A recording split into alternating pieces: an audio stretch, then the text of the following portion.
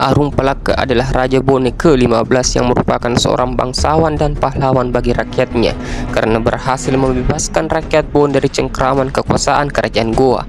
Ibunda Arung Palaka yakni Wetan Risui Datuk Mario Riwawo merupakan putri Raja Bone ke-11, sementara ayahnya bernama Laput Tok Buna Datuk Lempulang Arung Tanah Tengah. Arung Palaka merupakan anak kedua dari 6 bersaudara. Dikarenakan Arung Palaka tak memiliki buah hati, maka anak dari saudaranya lah yang bernama Wema Pulau Pombang yang menggantikannya menjadi raja, yaitu Lapata Umat Tanah Tika yang menjadi Raja Bone ke-16. Arung Palaka memiliki banyak gelar yang disematkan padanya, antaranya Dayang Serang, Datuk Mario, Arung Palaka, Tore Sompai, dan gelar anumertanya yakni Toma Tindroe Ribontoala. Gelar anumerta tersebut tersematkan dikarenakan Arung Palaka meninggal dunia di Bontoala pada tahun 1696. Namun masih banyak yang meyakini bahwa Arung Palaka sebenarnya masih hidup, beliau hanya menghilang. Bagaimana mungkin seorang yang lahir pada 15 September 1634 dan memerintah pada 1672 hingga 1696 dipercayai masih hidup? Mari kita bahas.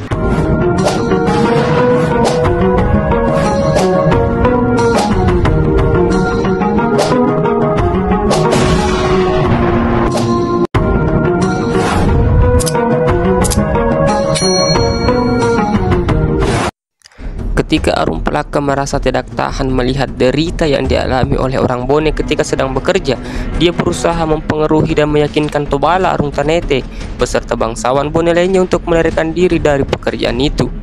Arung Palaka berhasil mempengaruhi dan meyakinkan mereka. Setelah sepakat untuk melarikan diri, mereka menunggu waktu yang tepat untuk melarikan diri. Hari yang ditunggu pun datang, yaitu hari libur pasca panen. Pada hari itu orang Makassar sedang merayakan hari panen yang diadakan di wilayah Tallo. Para mandor dan orang Makassar pada umumnya sedang sibuk dengan keramaian yang diadakan di Tallo. Dalam kondisi seperti inilah orang Bone di bawah pimpinan Arung Palaka dan Tobala Arung Tanete berhasil meninggalkan Makassar dan bergerak terus menuju Bone. Pemberontakan orang Bone ini dipimpin langsung oleh Arung Palaka dan Tobala. Sekitar 11.000 orang Bugis, Bone dan Sopen telah dipersiapkan oleh Arung Palaka dan Tobala guna melakukan perlawanan terhadap Kesultanan Makassar yang telah memperlakukan orang Bone dengan cara yang kurang manusiawi. Setelah mengetahui gerakan ini, Sultan Hasanuddin mengirimkan pasukan di bawah pimpinan Karen Sumanna untuk menumpasnya. Pada awalnya, Arung Palaka dan Tobala Arung Tanete berhasil membendung pasukan Makassar di bawah pimpinan Karen Sumanna. Namun, setelah pasukan Makassar mendapat bantuan dari Wajo, Arung Palaka dan Tobala Arung Tanete mengalami kekalahan. Arung Palaka dan Tobala Arung Tanete melakukan gerak mundur. Pasukan Makassar dan Wajo mengejar terus dan terjadi lagi pertempuran terbuka di daerah Bone Utara pada 11 Oktober 1660. Singkatnya, pada 19 Desember 1666, Spilman dan Arung Palaka sampai di pelabuhan Makassar. Sesampainya di pelabuhan Makassar, Spilman langsung memberikan ancaman kepada Sultan Hasanuddin.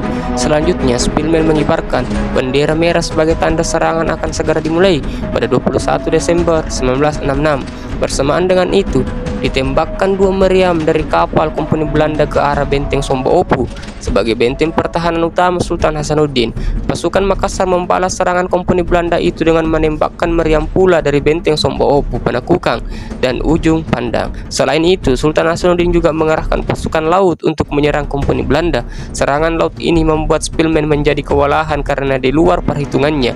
Berhubungan cuaca yang kurang mendukung dan kuatnya pertahanan Sultan Hasanuddin, Spilman mengurungkan niatnya untuk menyerang terlebih dahulu. Spilman melanjutkan pelayaran menuju timur guna memperkuat kekuatan dalam rangka meruntuhkan Makassar. Spilman berlayar terus dan akhirnya sampai di Buton pada Januari 1667.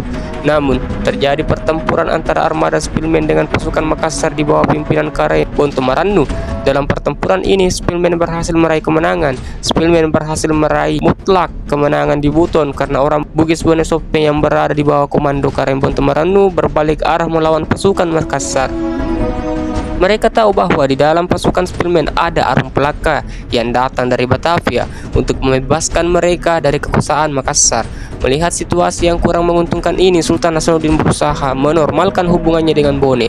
Sultan Hasanuddin mengeluarkan pernyataan bahwa kerajaan Bone sudah bebas dari Kesultanan Makassar. Pernyataan ini diikuti dengan tindakan mengembalikan Lama Daremeng sebagai Raja Bone yang sah.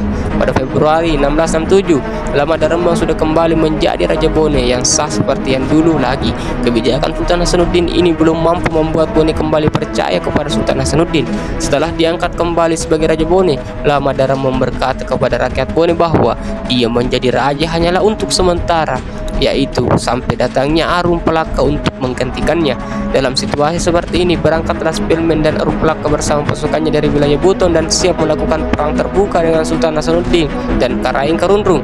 Tanggal 19 Juni 1667, mereka semua berlayar menuju Makassar dengan tujuan yang sudah bulat, yaitu meruntuhkan kejayaan Makassar.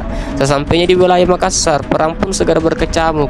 Perang ini berlangsung selama 2 tahun. Sultan Hasanuddin mengalami kekalahan total setelah Spellman dan Arum Palaka berhasil meruntuhkan dan menguasai benteng Sombaupo pada 24 Juni 1969. Dalam catatan sejarah, Kompeni Belanda mengakui bahwa perang Makassar merupakan perang yang begitu hebat dalam upaya menjadi penguasa tunggal atas perdagangan rempah-rempah di Kepulauan Nusantara. Ketangguhan dan kegigihan Sultan Hasanuddin dalam perang Makassar sangat diakui oleh Kompeni Belanda. Mereka menggelarinya dengan julukan istimewa, yaitu ayam jantan dari timur. Beberapa sejarawan ada yang menafsirkan jika Belanda tidak dibantu dengan pasukan Arum Palaka, mereka tidak akan mampu mengalahkan Kesultanan Makassar itu. Hal ini dikarenakan Makassar memiliki angkatan laut yang sangat tangguh. Arum Palaka meninggal pada tahun 1696 di Bontoala. Saat meninggal di dunia, Arum Palaka diberi gelar Matindroe Ri Bontoala, yang artinya yang meninggal di Bontoala. Meskipun Arum Palaka telah meninggal dunia dan terkait beberapa isu bahwa Arum Palaka belum meninggal dunia, akan tetapi Arum Palaka dan perjuangannya akan tetap hidup di kalangan orang-orang Bugis pada khususnya.